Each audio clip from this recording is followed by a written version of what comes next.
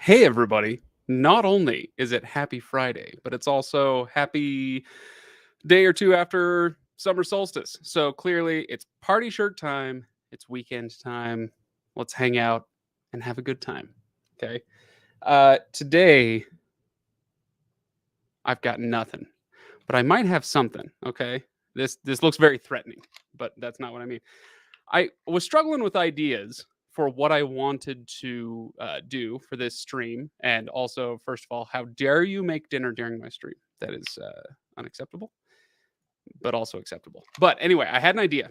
I want to set this up because it's like a phone holder, so I can use my phone as a second camera for the live stream and use that to do a little Lord of the Rings roulette. Okay. And this is an idea. If you have other ideas for what you want to do during this stream, please let me know. But here's what I mean. Oh gosh. This is it's gonna be an adventure.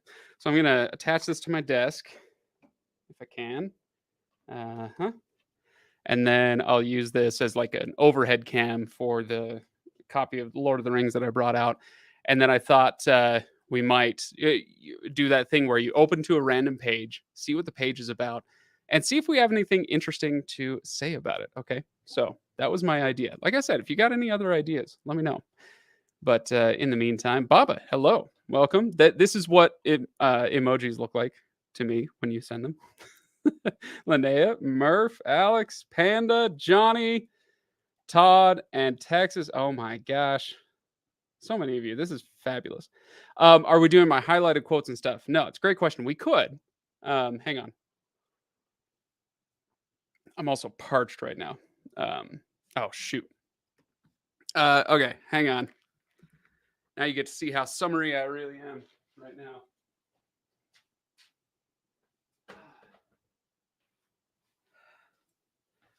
I forgot I'm supposed to charge the Switch for the kid. So that's got to go back there and charge while we're doing this.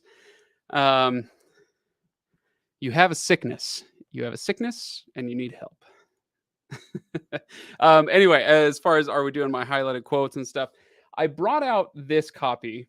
Um, this is the premium edition that came out last year, the premium hardcover one volume edition. The reason I picked this one is because if I lay it down on the table, it actually lays open without the pages popping up constantly. And so I kind of wanted to do this one just for that reason. But but we could also do. Let's see if my headphones go that far. I bet they do.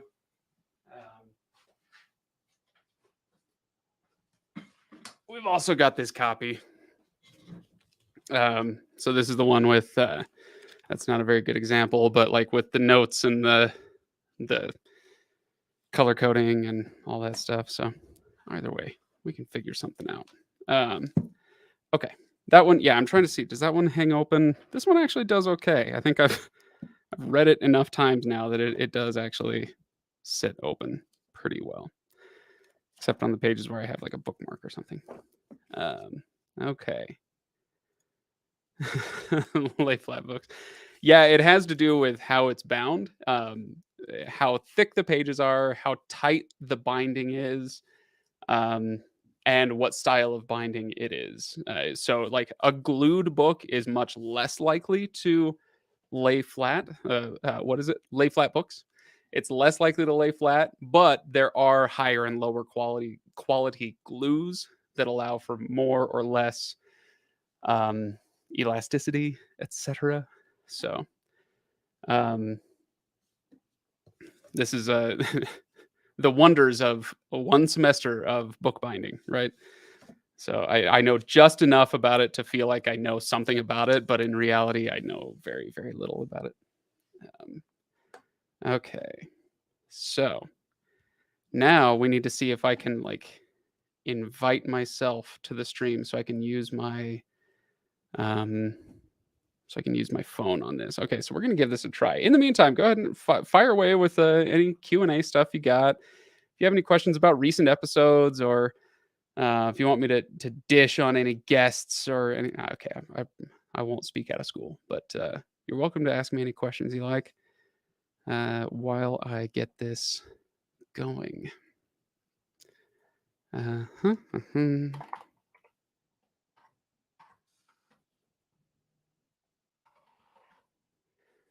Okay.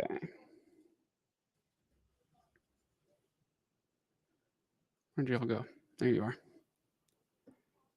How excited are you for the War of the Rohirrim movie coming out next year? Medium.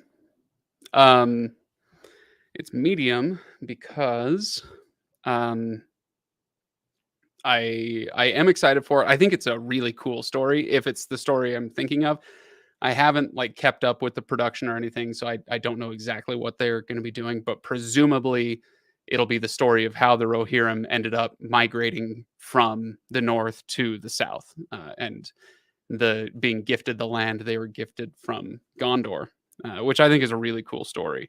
So if they do that, like, yeah, I'm really excited for that. But I will say I am a little bit like I you guys have heard me talk about it before. I just never got into anime. Um and I don't know if this is technically going to be anime as defined or as such. But when it comes to animated properties, it's very hit or miss for me.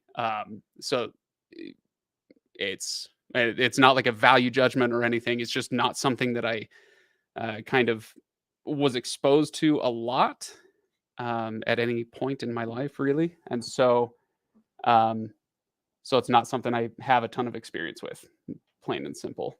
Um, and so the question is whether I will be able to get into it the way that I'm sure I would like to. Ah, okay. Oh, this is frustrating. Okay, let's see if we can make this happen. Um, let's see. The most expensive book I own. Now, let me ask you this: do you mean the most expensive in terms of the dollars that I paid for it, or most expensive in terms of how much it's worth? Those are probably a little different. Um, but off the top of my head, I don't think I've ever paid more for a book than I did for the leather-bound Way of Kings. Technically, that's 2 books, but still, it's a single book that it's 2 volumes, I guess, but it's a single book that was, what, 250 bucks, I think, when it came out. Um, so that's probably the most I've ever paid for a book. But but I don't know at this point if I imagine first my first printing British Silmarillion isn't quite up there yet. I assume it will be one day. Um, I paid 50 bucks for that, but I kind of I, I will admit I took advantage of a used book dealer who didn't know what they had. Um, and so I didn't pay very much for it. Let's see. I've got uh, Ace my Ace Books bootleg of The Return of the King. That's probably not $250. Um, I've got the first printing of Starship Troopers. That's not 250. It's that would be pricey on the secondary market, but I doubt it's 250. So yeah, honestly, probably that Way of Kings. Although right now I haven't looked, but I assume those Way of Kings leather bounds are actually going for less on the secondary market than they retailed for. I don't know, but I would imagine they're not quite there yet.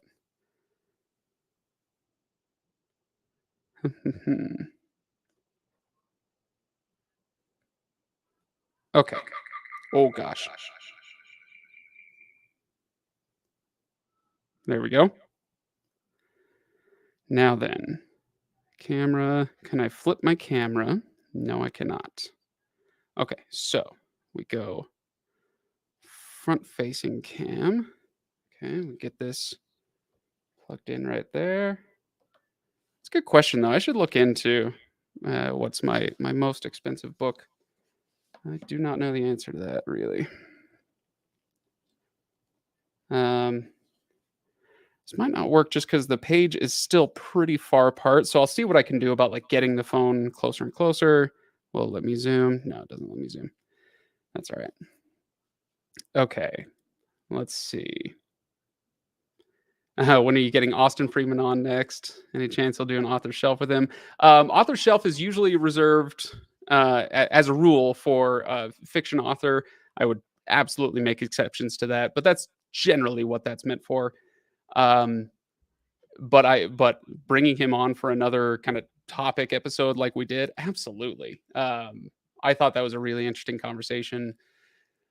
I could have gone on for quite a while. He was a nice guy.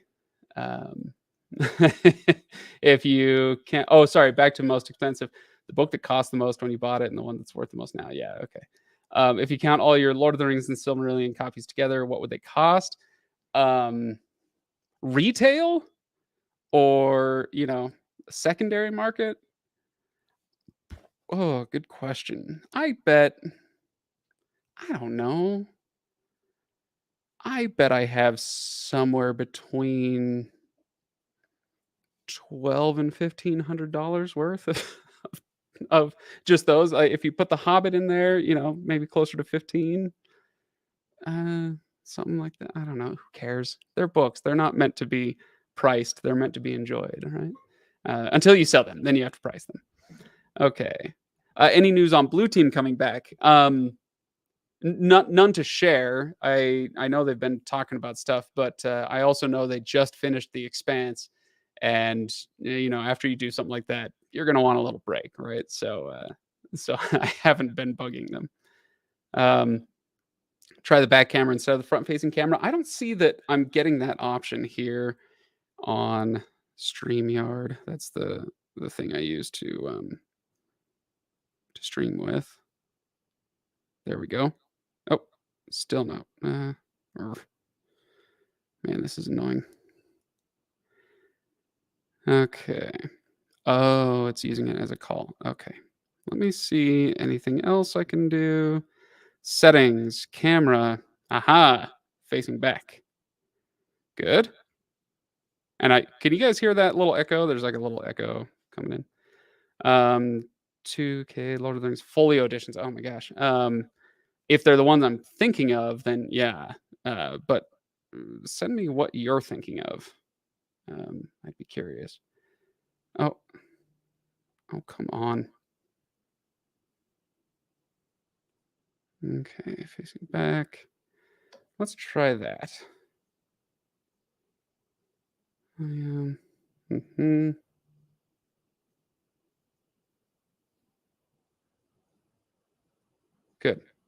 Okay.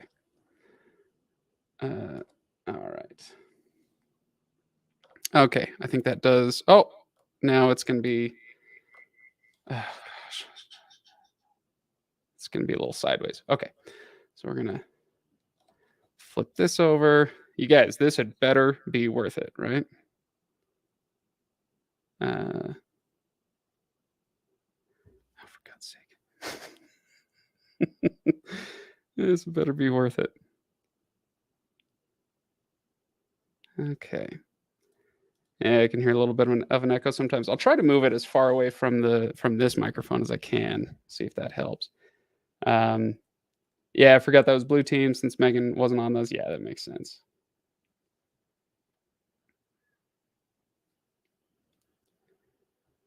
Okay. There we go. Oh. Yes. Yes. Correct. Yes. No. No. We do want to do it this way. Okay.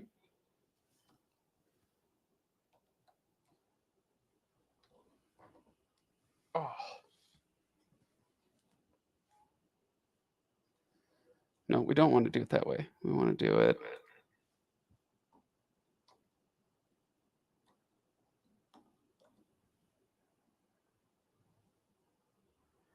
I have no idea if this is going to end up working at all, but I'd like it if it did. This it seemed like a good idea at the time, but okay, there we go. So now I can add this to the stream. Yeah. Oh, it's upside down. Of course it is. Of course it is. Okay. You guys, this is nothing but the best content for you. Nothing but the best. Okay.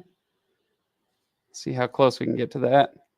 Okay, I'll tell you, yeah, let's go pretty close. And we'll do the whole roulette thing and like it'll literally be on this part of the page. Okay. Oh, and now that we're there. Okay, so that should be something. Like if I blow that up, oh, is that not gonna work? Let's see. Can I know I can solo it, so I can make that bigger, but no, it's not gonna let me. Uh there we go. Okay, so I could do it that way. Um Journey before destination. All right. Um let's see. Yes, you can link stuff like that. That's as far as I'm concerned, that's totally fine. You were talking, I think, about the folio editions. Um, that's okay if it's sold out. You should still link it because maybe I can find it somewhere secondary. That'd be cool. Let's see what else you guys have to say. Ooh, Crippled God. Yeah. Want to join us for the last book? Just the last book. That would be amazing. Uh,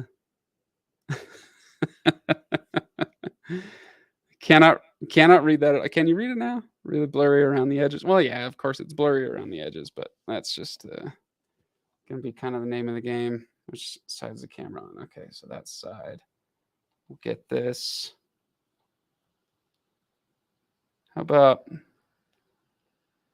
Yeah, it's not great. It's not great, but I can kind of point you through what we're talking about, so you can kind of see it a little bit at least.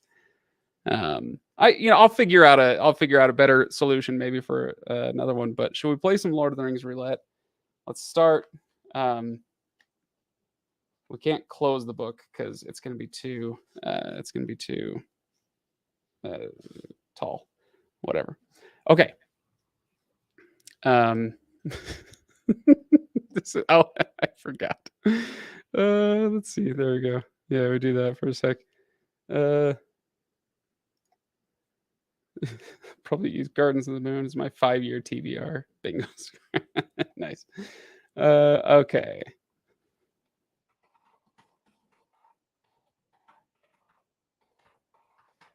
All right. All right. Let's play a little Lord of the Rings. Oh, wait, not that one. Page 2. Oh, you want me to go to an actual page. Oh, okay. So you want page 219 in Lord of the Rings roulette. I don't know if it's going to be an odd numbered or an even numbered page, but let's go ahead and pull that up here. You're just going to have to take my word for it that I'm going to the right page, I guess. Let's see, that's 175. So it looks like it will be an even number or an odd numbered page. That's good. Okay. Page 219 is the first page of chapter 1 in book 2, Many Meetings. So this is pre Council of Elrond. You picked among the more, dare I say, boring chapters in the entire book. But hey, maybe we can work with it. Okay. So here's something interesting already. It's the morning of October the 24th. Okay, so dates. Dates work, I think, kind of interestingly in The Lord of the Rings. You think about it and it's like, hey, this is Middle Earth. This is, it's supposed to exist in our world technically, but this is thousands and thousands of years ago. There shouldn't be, we're not dealing with October or December or whatever. So why is he talking about October? So in the same thing with 10 o'clock in the morning, right? That's 10 o'clock. That was did we get o'clock with trains? Was that when? I know that's when we got time zones. Is that when we got the term o'clock? I can't quite remember. Anyway, but the whole idea behind this, it's these anachronisms, kind of like when the dragon firework is described as an express train in chapter 1. Or what was the other one? In The Hobbit, he talks about golf, right? Well, now that one is actually a little bit different. But anyway, with these anachronisms like this, the whole idea was that this is um, a translated work. And so, Tolkien has the Red Book of Westmarch that Bilbo and Frodo and Sam a little bit wrote in, um, and he's translating it. And so he takes their calendar and translates it to what ours would be. Um, and so that's his justification, his kind of like in-world justification, right? And when we start talking about dates in the Lord of the Rings, my favorite example is March 25th, and points to anybody who can tell me in the comments before I tell you the significance of March 25th in the Lord of the Rings while I take a sip. So, March 25th, a lot of people celebrate September 22nd as Lord of the Rings Day because that's Bilbo and Frodo's birthday. That's totally fine, totally fair. Um, a lot of people do Tolkien Day on his birthday, January 3rd, and totally fine, totally fair. I do March 25th. That's my personal Lord of the Rings Day. Oh, what happened? What happened? A little shaky. It's coming back. Stop it. Stop it. Um. Anyway, so let's see. So yeah, when we talk about dates, my favorite is March 25th because that is the day of the fall of Barad-dûr. Ryan coming through. We know, yeah, Ryan. Ryan had better know this because I made him sit through however many episodes we did, 17 episodes on the Lord of the Rings to start this whole podcast. So, Ryan, by the way, if you're just chilling, just chill. But if you want a link to join the podcast, you're welcome to. I'll send you a link. Um, so yeah, the downfall of Barad-dûr. So this is the day that the ring was thrown in the fire. So March 25th, that's mine. That's my Lord of the Rings day. The reason I like that date so much is because Tolkien intentionally based it around Easter, right? His whole idea was eucatastrophe, and this he wanted to create a story that would echo elements of the story of Christ and his overcoming death and the resurrection and all that stuff. And so the idea of Easter mirroring the destruction of the ring, that was very intentional. But also intentional is that isn't what any scholars these days would say is the actual date for Easter. You get anywhere from like April 3rd to April 10th or, something like that. For a long time, it's settled on April 6th and, that's cast in doubt. So, but there was a time, sometime in the 19th century, I believe, when some scholars threw out March 25th as a possible date for like the real date of the original Easter Sunday, right? And um, and so he used that not because he thought it was correct, but because he went, I want to pay an homage to it, but I don't want to hit that nail right on the head. So he picked a date that he knew was not correct, but that it would echo the idea of Easter. So uh, awesome. Let's see. Let's get. Oops. Okay, let me get something over to Ryan here.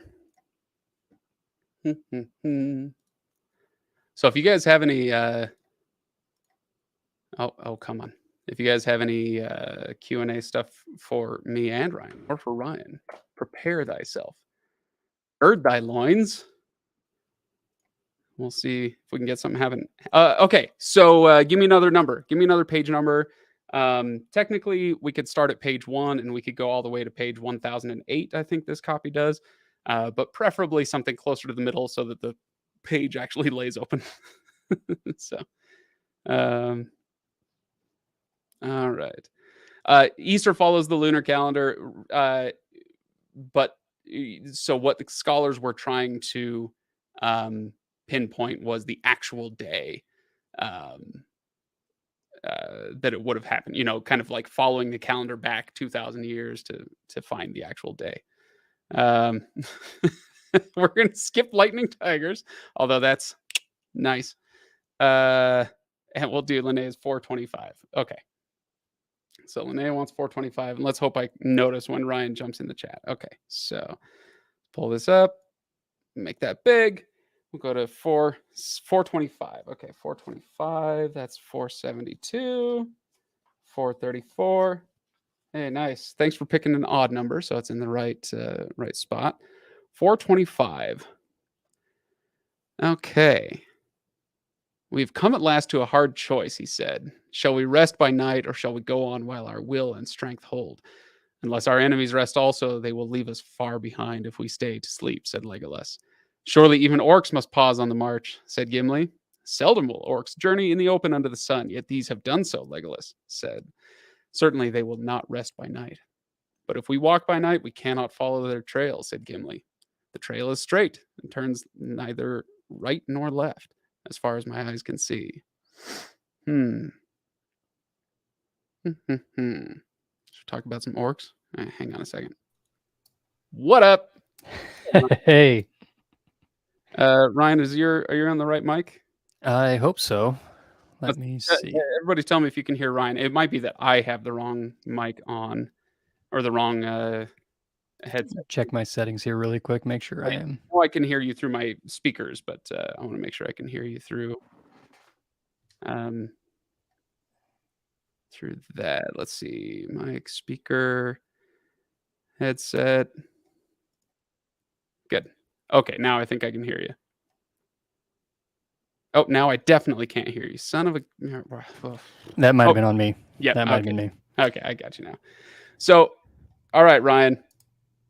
Is there anything from these paragraphs of the chase, the discussion about the chase, that you find interesting or worthy of discussion? Of the chase here? Oh, I'm still playing catch up here a little bit. No, that's fine. This is Legolas, Aragorn, and Gimli talking about whether they should continue running after Merry and Pippin, who have been captured by the Uruk-hai, or if they should stop and hold. I will say, here's something maybe interesting is the whole lore of the orcs is built around the sun and avoiding the sun, because in Tolkien's universe they are fundamentally evil and they can't stand the light of the trees of Valinor, which is what the sun is, or one of the trees. Bonus points if you can tell me the name of that tree. So in the Fellowship of the Ring, we get an indication of what Saruman is up to down in Isengard, with his half orcs. So in Bree, we meet a half orc. We don't necessarily know that that's what that is, but that's what it is. And so we get this little hint, a little echo of what's to come, and then we find out that Saruman has been breeding men and orcs together, and this is part of that. Part of the result of that is this idea that seldom will orcs journey in the open under the sun, yet these have done so, and they're able to do that effectively because they're half orc, and Saruman has been breeding them. So there you go. Let's see. You can talk about Legolas's eyes. Ryan, do you want to talk to us about Orlando Bloom's enchantment, the hold that he has over you? It's true. I think anytime that he and I have been in the same room and I've gazed deeply into his eyes, my soul has opened up. I've wept openly, and I have known what it is to be truly seen and impassioned gaze, what it is. So that's... And the nice thing is that when Legolas then talks to you, you're under his spell, and he says something to you, you know that he means it, because in the entirety of the Lord of the Rings movies anyway, he only ever declares things, and they're only ever super obvious and true, right? A red sun rises. Or whatever. They're taking the hobbits to Isengard. So, if you're gazing into his eyes and he goes, "You have spinach in your teeth," you can trust that is actually true. I believe you, Legolas. This is a very clear statement of fact. I believe it 100%. Oh my gosh. Hawk. We're gonna go with Hawk on this one. Nicely done, Laurelyn. Very nice. So that means you probably know the name of the silver tree as well. So, um, let's see. How does the breeding work? Panda wants to know. Well, when two orcs are forced to when two orcs fall in love. This I know it's kind of a funny question, or we can have all sorts of fun with it, but it brings up some really interesting questions that Tolkien never got into, like with orc culture. And for all of the faults of that Prime Video show, what was it called? Rings of Power. For all the faults of that, I did appreciate that we at least got to spend some time with orcs being orcs with each other. Not a ton. I kind of want more, but I like that. Just a little glimpse into orc culture. What was the name? Shadow of Mordor did that a little bit as well. Yeah. So anyway, but I was going to say, how does breeding work? Well, presumably, Tolkien wasn't talking about gene splicing or something. And so they have some fun. There is some orc cheek clapping going on here. So it's orc love between two orcs. I actually think it was funny. I've just finished up listening to I was listening to another podcast, and it kind of finished up and rolled to the next one, and it happened to be sitting on one of our Silmarillion episodes, and I just listened to. I let it run for a little bit. You were listening to old episodes of ours? I was listening to an episode of Conan O'Brien Needs a Friend. Oh, and then the next episode, and it rolled into an episode of ours that I had been playing prior. That was just kind of in my queue. That was one of our Silmarillion read-alongs, and I let it play for a minute, and it just so happened to be the portion where we were talking about how Sauron was tasked with breeding dragons, basically, and we were talking about how awkward it was. The idea of Morgoth pulling him in and being like, Sauron, I need you to go see that lizard over there. Go turn on some Barry White. On Instagram, have you ever watched on Instagram those? I think her name is Ashley Otteson. Yes. And she does these videos where she, it's the single person playing lots of parts, and she plays God lecturing one of her like creator angel servants named Steve about his creations and how he creates these just bizarre things, really ugly or really venomous or, unnecessarily this or that, so she does those. That would be an excellent take. We should commission her. We'd have to pay her $1 million to make a video for us, but I want one of those. Sure. All right. We need you to do Morgoth and Sauron in your God and Steve style and go from there. She has Lord of the Rings and other types of books in a lot of her pieces. So. Oh no, I know she's a huge nerd just from watching those. Yeah, absolutely. Lightning Tiger wants to know which of us would win in an arm wrestle. Craig. Maybe. I weigh more than you do, so I guess I have that going for me. But how tall are you? Do I have a couple inches on you? 5'10". It's 5'9.5", 5'10", somewhere around there. Yeah, I'm not much taller. I got an inch or two on you. So I guess I'm just trying to figure out. So okay, I weigh a little more than you. I think you have a little more leverage than I have, and my arms are clearly my best and strongest feature here. So, and we're making you small again. Okay. No, I was just. You always do that. So Soren is playing baseball this year. Oh wow. Took me a sec. Soren's playing baseball this year. I've been coaching him, and one of his teammates from last year, I'm still friends with, like his mom and dad who helped me out when I coached that team last year. And so his dad, like that other kid's dad, and the kid came over, and we were all playing baseball and practicing pitching and whatnot. And me and his dad decided to do a little long toss competition. Because I played baseball when I was a teenager. I played a ton of it, and I was good at it, and I had a good arm. I threw hard, and this guy just smoked me. I mean, he was throwing that ball 200 feet easy, and I'm like, "What is going? You're older than I am. What's happening?" He's like, "Yeah, I bowl," and apparently he just like bowls all the time, and so his arm strength is just crazy, and I've just atrophied for 20 years apparently. So yeah. So I guess that's a long way of saying I don't know. I'd like to think I would win, but I have no. Yeah. Let's see. I'm so glad this stream is going to be available afterwards. Is that so you can go back and catch the jokes that you missed this time? Let's see. I don't know Goblin Slayer. Let's see. Which of you would win when actually wrestling? That one I will take and say, yeah, I will destroy you. I don't know I how to wrestle. I've never.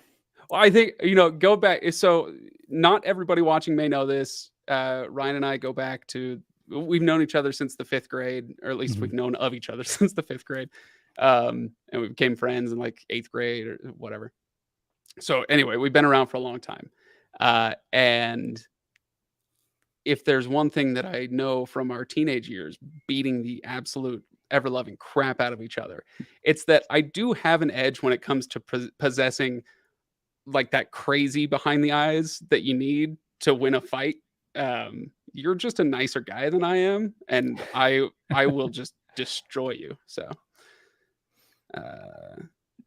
Yeah, I think who wins? Honestly, nobody. Nobody yeah, wins in that there you scenario. go. That's why we don't do it on camera. Don't do yeah. it. Don't do it. Don't do I it. think I my skill set has never been in physical prowess. In Oh, might Linnea is trying to there. be nice to you. That's so sweet. Being That's scrappy is fine, but the problem is like, I really don't know how to wrestle. I never I did martial arts, so I try and keep people at a distance because I don't grapple at all. yeah, So not those kind of martial arts. yeah, no, none of that. My wife actually thinks it's hilarious that she can pretty much always if she needs to pin me or something like that, she can do it. So I'm like, it's fine. It's fine. I'm not emasculated in any way by knowing that I can't do wrestling. It's fine. This is not emasculating. This is lucrative. Okay, this is the start of our OnlyFans channel. So there we go. First of all, thank you, Lightning Tiger, and also page 617. Okay, so that was yeah. We're going back to a book. Going back to the book. Yeah. In fact, let's pull that up here. Okay, 617. That was page 425. So we're gonna go to 617. Nice fish. Hey, it is Gollum.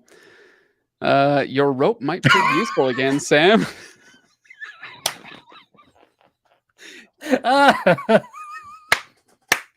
As though there weren't enough homoerotic action going on in the Lord of the Rings, we have to open up to your rope might prove useful again, Sam. He said, "Don't make me gift this, okay?" Oh, hey, look at this! Look at this. Speaking of wrestling, let's see. Oh, that was just what Frodo and Sam had expected, because Gollum jumps on him, right? Sam was on him before he'd gone 2 paces after his spring. Frodo, coming behind him, grabbed his leg and threw him. Hey, there you go. There's your grappling. Your rope might prove useful again, Sam. Sam got out the rope. Not even any discussion. I'm just saying, if you read this in a little more erotic tone, throw some underscoring on here just right. There could be something here. And where were you off to in the cold, hard lands, Mr. Gollum? We wonders, aye. We wonders.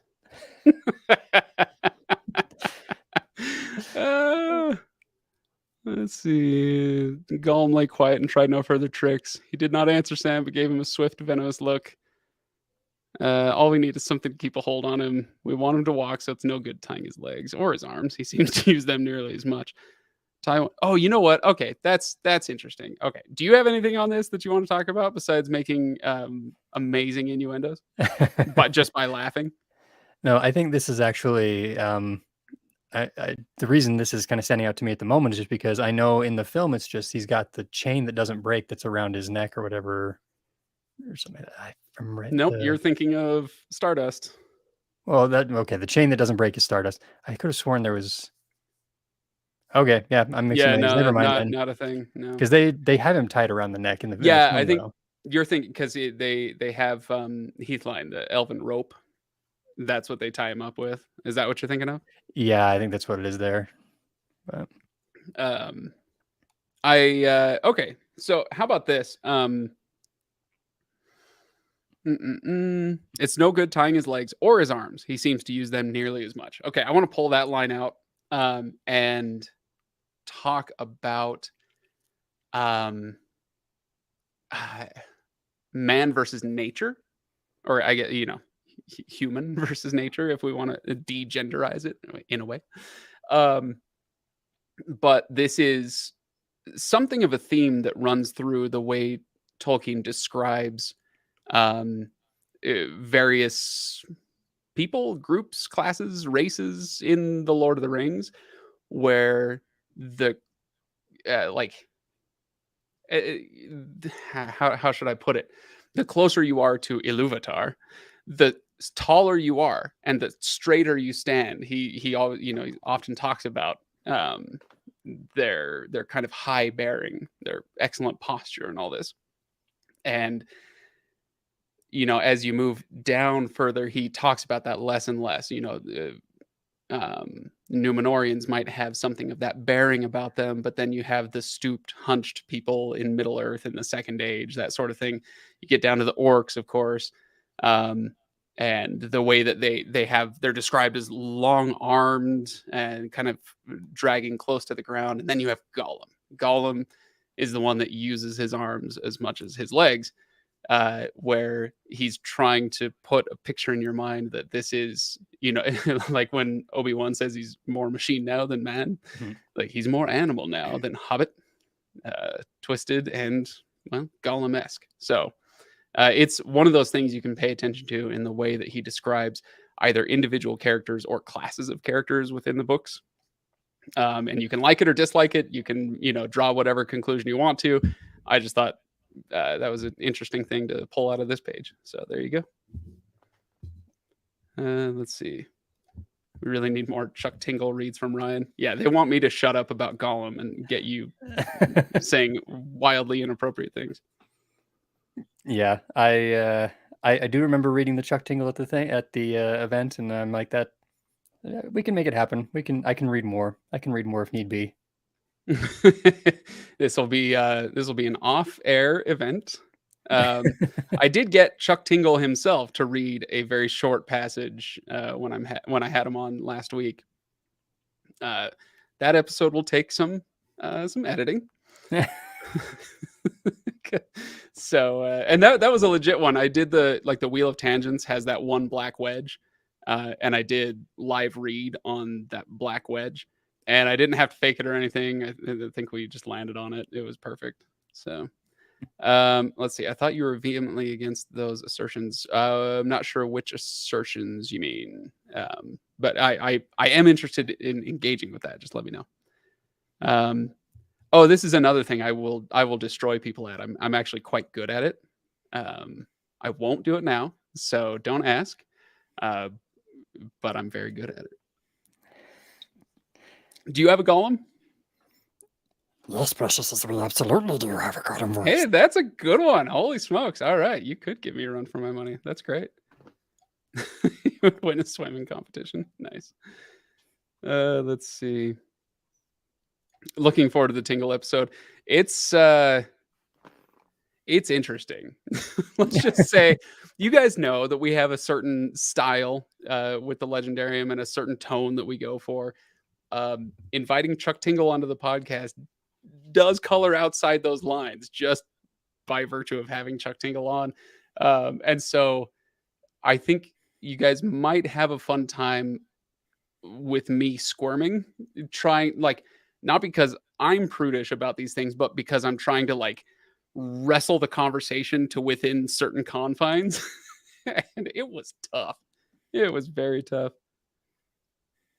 Okay, so Johnny A brings in a good point here. I don't love assigning homoeroticism to Frodo and Sam. I think showing emotionally vulnerable male friendships is important. But yeah, some of the imagery is too perfect. I'm 100% with you. I think we talked about this in our original Lord of the Rings series, and I probably brought it up again when we redid it years later. But I am 100% with you. I think that there's this weird thing in our culture now where men are not allowed to be emotionally vulnerable, certainly not with each other. and it's BS. And the less of that we have, the better. That does not make it homoerotic. It's just there exists this thing called friendship, and friendship is beautiful. And so, yeah, I'm with you. But as you say, sometimes the jokes are too good. And sometimes Sam doesn't even argue. He just grabs the rope. Release it as an After Dark episode on your OnlyFans. We are, Ryan, I don't even know if I've told you this. We're doing an After Dark episode, or at least I'm trying to get an After Dark episode planned for Dragonsteel. Oh, okay. When that rolls around in November. What I'm thinking right now, for anybody who's coming out to Salt Lake for Dragonsteel in November, I am thinking of doing an After Dark episode at my kind of home base in Salt Lake. It's my favorite brewery downtown. They have a space that would be perfect for it. Just setting up a little live show the night before the convention starts. So on Sunday night, because the convention is Monday and Tuesday, and so on late Sunday night, maybe at 9:00 or something, we can do some like a legendary After Dark. It'll be offline. And maybe we can edit it into submission for like a Patreon release or something. I'm not sure, but I'm just waiting to hear from Brandon's team kind of what their plans are for like the betas and whatnot on Sunday, because I don't want to step on any toes. But as soon as I have news to share with people, I will share it. Sounds good. Okay. Good. We will have one fan. That's awesome. Okay, somebody had a page number. I know I missed it. Was it Panda? No, this is 617. So where's the next one? Somebody had another page number. 278. An actual page this time. Oh, did you? Okay. Did you do the first one? Okay. Now that's an even page. And so because I don't want to mess with moving this camera again, I'm going to make it 279. That's fine by me. Okay. Let's see. Where are we? This is the ring goes south. So we've left Rivendell. A cold gray day near the end of December. The east wind was streaming through the bare branches of the trees and seething in the dark pines on the hills. Ragged clouds were hurrying overhead, dark and low. As the cheerless shadows of the early evening began to fall, the company made ready to set out. They were to start at dusk they're just about to leave, for Elrond counseled them to journey under cover of night as often as they could until they were far from Rivendell. You should fear the many eyes of the servants of Sauron, he said. I do not doubt that news of the discomfiture of the riders has already reached him. What a word to describe what happened to the riders on the river. Mm-hmm. Go Tolkien, the discomfiture. For all of my talk of Tolkien preferring Germanic words to Latinate ones, he comes in with discomfiture. Nice. He will be filled with wrath. Soon now his spies on foot and wing will be abroad in the northern lands. Even of the sky above you must beware as you go on your way. Yeah, I got nothing on this. You got anything? No, not really. I mean, That's the thing. You remember it like no, go ahead. Just if anything, it brings back to mind just how Sauron, like they talk about his spies and just what is actually out there. Like, because for the longest time, it feels like that Mordor and Sauron are all kind of encapsulated and trapped in one place. They're like the walls of Mordor are there, but realizing how much is out there to watch them, because normally when traveling, and especially in fantasy stories, whatever, they usually try not to travel at night. They try and travel during the day. So this is just an interesting flip to say that you need to hide from the eyes of Sauron, the spies that are out there. And the best way to do that is to travel when the orcs are out. Yeah, I guess that is interesting. And one thing, by the way, somebody just brought this to my attention that we need to reference Joe H. But anyway, sticking with that, one of the things that makes this a little bit less believable to me is I think it was with you actually, Ryan, when we would have been 15. No, this was with my cousin Tom, who you know. we were hiking up in Idaho, and long story short, we ended up doing like 23 miles in one day through these mountains. But we ended up hiking through the night to get back to the cars. It was me and him, my little sister, who was a couple of years younger, and my dad. And so my dad and my sister, they went ahead of us. They tried to get ahead of us, and we ended up leapfrogging them in the night. And okay, so it's the middle of the night. This would have been 2001, maybe the year 2000, something like that.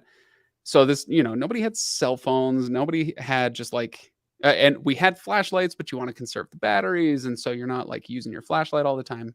Point being, as long as we were up on top of the hills, we were fine. We could see the trail okay. We still shouldn't have been doing it. Somebody was bound to break an ankle or something, right? So it's still super dark. But the second you get under a tree, let alone 3 trees, let alone a stand of woods, let alone a forest, the second you're under any sort of cover, black, black, black, black. There is no light. And so the idea of traveling by night, it's like, oh yeah, we want to be under the cover of darkness so the enemy can't see us. Fair, but there's no way you're going to be able to see where you're going unless Gandalf like lights up his staff or something, or they carry torches or something, and then you're just a giant beacon, right? So had I been Tolkien's editor, had I my blue pencil, I might have underlined this and said, let's not. So there you go. Where was Joe H? Do you want to take this real quick? Best bite and best brew that you shouldn't miss. I won't be able to give you best brew. That's where I come in. I'm still discovering that, and I know Craig really likes TF Brewing. I will say, if you want to kind of pair the two, there is a pretty good burger it's been recognized on national television, stuff like that, at Lucky 13 in Salt Lake. That's a good burger, and they have a lot of different drink options there as well. I'm trying to think. I don't know if I can work better if I know, like, I want a good burger. I want some pizza. I want this, versus just a general best bite. But yeah, I would say Lucky 13 is a good place. I like, when it comes to pizza, I like Este Pizza down in Salt Lake. That's they do more of a New York style thin crust. But if you want a thicker crust, Detroit style, there's a place that's just a few blocks away called Bricks that does Detroit style pizza. That's good. I'm sure he's furiously writing all this down. Yeah. Throw this. No, for pizza, you got to go to Slackwater, because if you want a bite and a brew, they have an excellent beer list. And so they gather beers. They're not brewers themselves, but they gather an incredible beer list, both locally and internationally. So, and they make their own pizzas. So if you want pizza, do Slackwater. If you want a burger, I would actually go to Rich's Burgers on Broadway. Have you been? Oh, Rich's. Yes, you took me to Rich's once. Yeah. It was quite good. I really liked that. One of those, it's like falling apart. It's messy. It's greasy. It's whatever, but unbelievably tasty. And you're really close to some of the better bars downtown. So yeah, I'm actually going to go to Slackwater this weekend. So I'm going to try. Oh, nice. The one up in Ogden, at least. I don't know if so. Nice. Okay. What do ragged clouds look like? So look up in, like, if you have a tall sky like we do here in Utah, what Cirrus? Half the clouds we have in the Pacific Northwest. Yeah, if you're like on the coast, especially the West Coast, then your clouds are very low. They haven't had a chance to get kicked up yet. But you get out to Utah, where we are, Idaho, Montana, Wyoming. They call it big sky country for a reason, because the clouds have just gone stratospheric, literally. And so you combine that with like a kind of sparse cloud cover with high winds, and they get ripped apart in the stratosphere, or whatever it's called up there. And then you have ragged clouds. So just imagine whatever you see in them, just a little drunk and a little sad as well. That's another way to make that work. So I like that. I can deal with that. Oh gosh.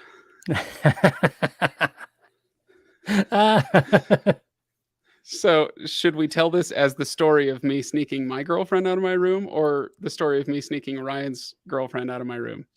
I don't think that you guys were dating at that moment.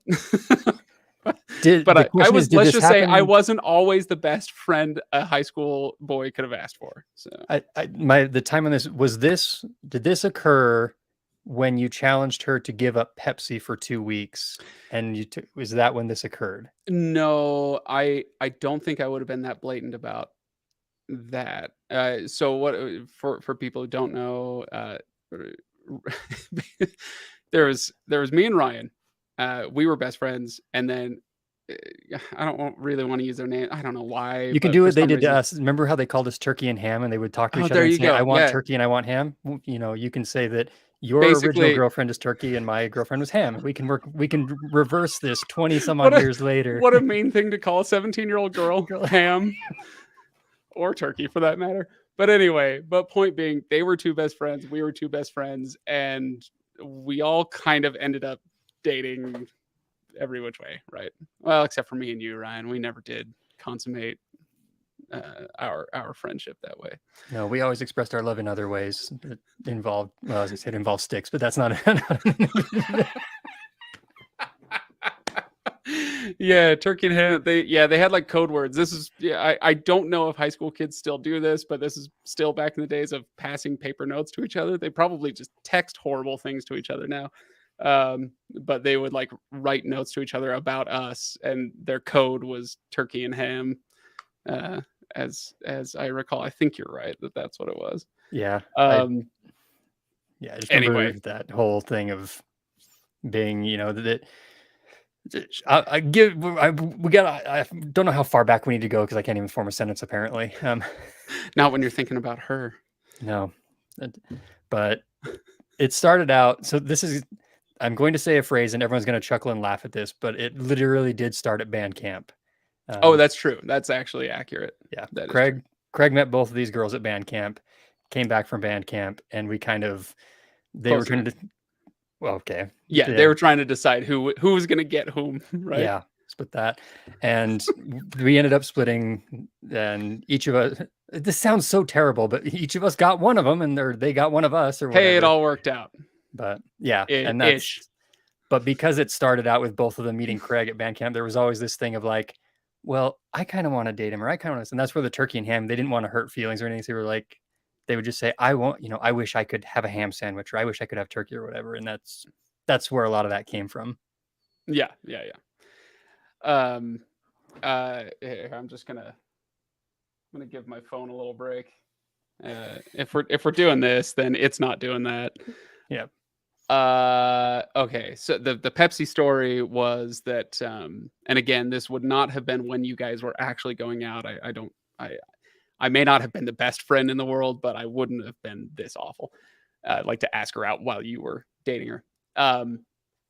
But I told her, because she would slam so much Pepsi every day. Like it was unreal. We're talking like a gallon of Pepsi a day, just tossing that stuff back. And she said something about, haha, I'm probably addicted to it. And I'm like, ha, you probably are. And I was like, you probably couldn't go 2 weeks without it. And she's like, oh, I could do 2 weeks without Pepsi. No, I don't think so. Whatever. And so we went back and forth that way for a while. And finally I told her, I said, if you can go 2 weeks without a Pepsi, I'll take you on the best date you've been on, which, at 17 years old, not that hard to, that's a bar you can step over. Right. So, she did it. And her first week without Pepsi, like actual literal withdrawals, the unbelievable headaches, the crazy migraines. She's miserable at school. But she stuck with it. And then the second week after she stopped, she felt a lot better. And then at the end of the second week, we went out. And later I snuck her out of my room. So, band, choir, theater kids. Yeah. The choir kids in our school, I don't know about you, Ryan, with the theater, because you were in the theater crowd. I was in the band crowd.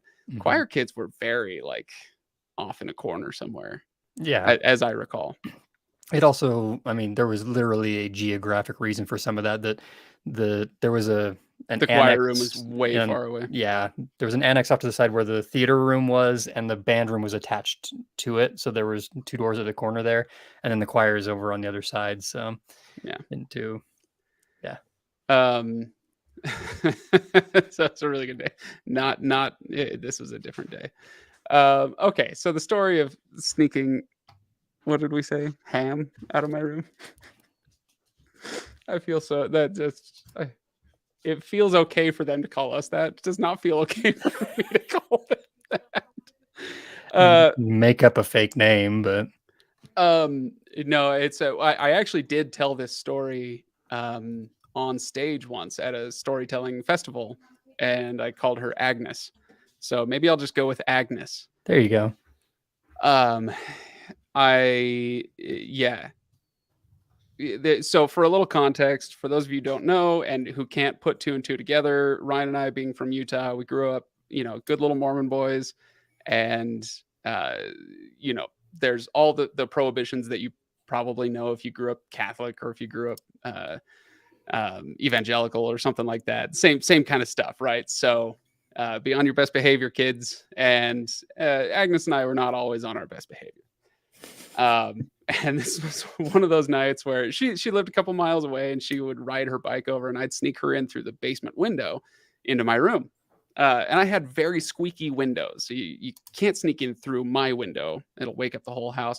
So I'd go to the other side of the house and sneak her in over there. Oh my gosh, my phone got so hot doing that. Okay, hang on, let me shut this off.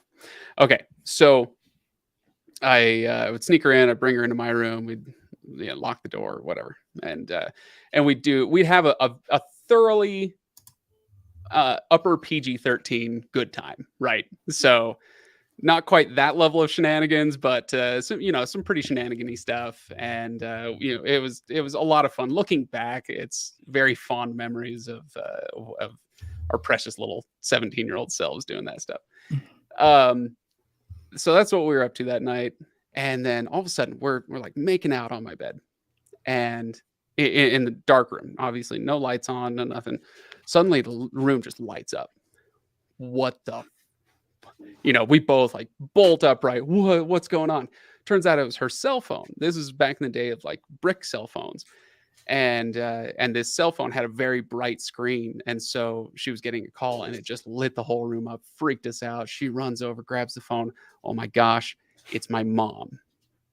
What do I do? And she's looking at me, and that wasn't a rhetorical question. She looked at me and said, "What do I do?" And I said, "Well, don't answer it.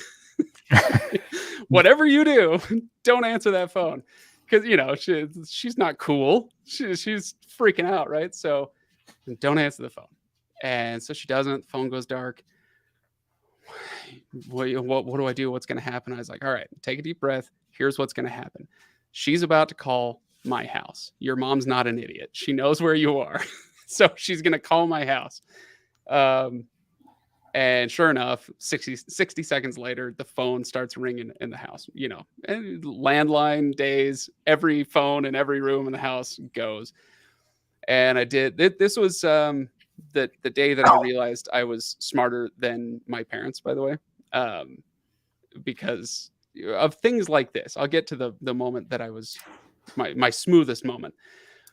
But I knew if I just picked up the phone right away, that's too obvious. So I let it ring 3 times, and I knew it would wake up everybody in the house, but I let the phone ring 3 times, picked it up.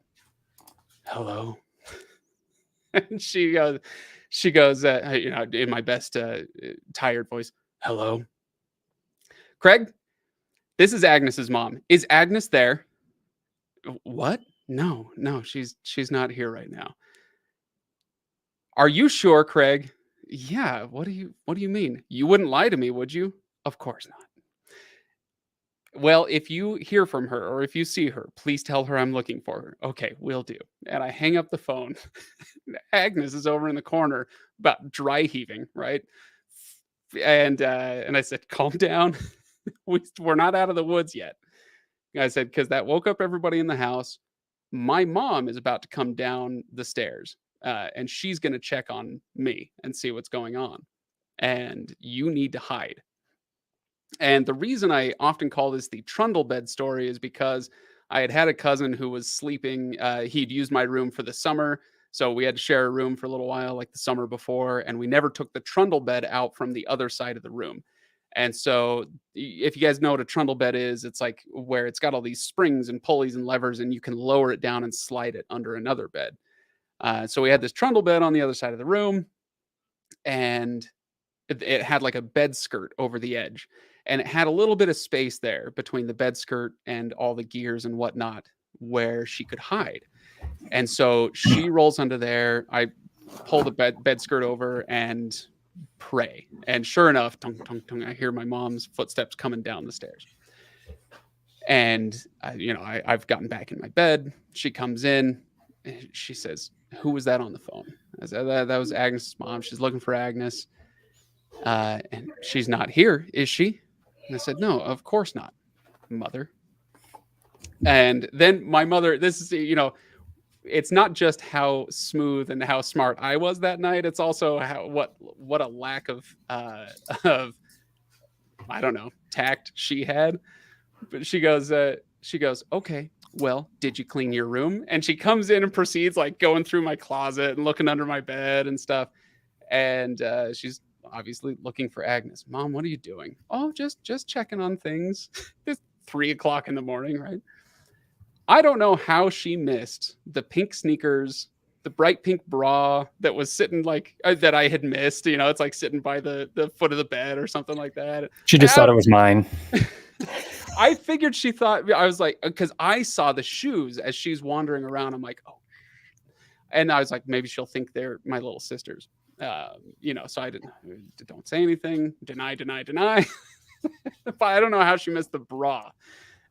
Anyway, she gets to the trundle bed, and oh no, she's at the trundle bed, and she's been looking everywhere. She reaches down to the bed skirt, and she lifts up the bed skirt, and I'm like, this is it. I'm done. I'm cooked. I'm grounded for the rest of my life. And she looks under the bed skirt, drops the bed skirt, walks out of the room. A miracle has occurred. Okay. This is my loaves and fishes. Okay. Because I go over, and unbeknownst to me, I look under. Agnes has actually worked her way through all of the gears and the springs and the whatnots under the trundle bed. She has wormed her way through that and gotten herself like actually under the bed, way under there. And my mom hadn't bothered to actually look all the way because no human could do this. Okay. Loaves and fishes, man. Loaves and fishes. So I leaned down there and I said, "Are you okay?" And she goes, "I'm going to throw up." I said, "Please don't throw up under my trundle bed." "Don't throw up. Take a deep breath. We're going to be fine, but we're not out of the woods yet." Because I had heard my mom take a few steps up the stairs, but she didn't make it up to the top. And she thought I wouldn't notice this, right? And so this is where I knew I was smoother than my parents. Because I knew I needed to get her off of those stairs because we needed to get Agnes out of the window on the other side of the house in the basement. And I knew that if I came out of the bedroom door and I looked left, sorry, that's my left. If I looked left immediately to the stairs, then I'm caught because I'm looking for my mom, right? I'm trying to make sure she's not in the way. And so instead, I went out, I turned right, I went to the bathroom, and then that way, on my way out of the bathroom, because it's facing the stairs, there's no way I could miss her. And it's organic, it's natural, whatever. So I go to the bathroom, I come out, there's my mom sitting on the 5th step. "Mom, what are you doing?" "Oh, nothing." And she stands up and walks up the stairs. And again, I didn't hear her go all the way back to her bedroom. And I knew she was sitting on the couch at the top of the stairs. And so I went back into my room. Agnes has worked her way out of the trundle bed. She's, putting her shirt back on and everything. And I said, "Okay, my mom's waiting for us to make a mistake. She's at the top of the stairs. I'm going to go upstairs and get a drink and get her attention and pull her eyes away from the windows, basically." because the window she would run out of feeds right out into her line of sight from that couch. And so I went upstairs, got a drink of water. There's my mom sitting on the couch. What are you doing, Craig? I said, I'm just getting a drink. No problem. And I pulled her attention away, and I had arranged with Agnes. I said, count to 30 and then, don't look back, run like hell.